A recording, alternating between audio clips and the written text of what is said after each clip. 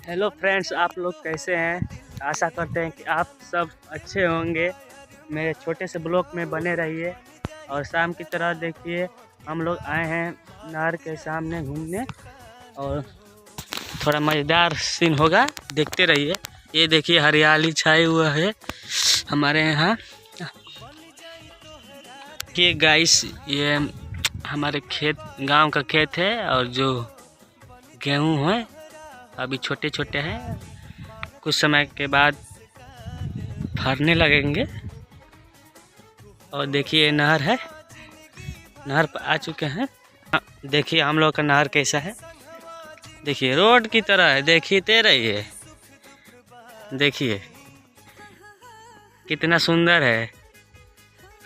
आइए देखिए, बलुआ तरह यहाँ से भी देख सकते हैं हम लोग, निकरोजपुर से देख सकते हैं हम लोग जूमिंग कर करके। लेकिन मेरा मोबाइल उतना सक्षम नहीं है कि पूरा जूम कर सके।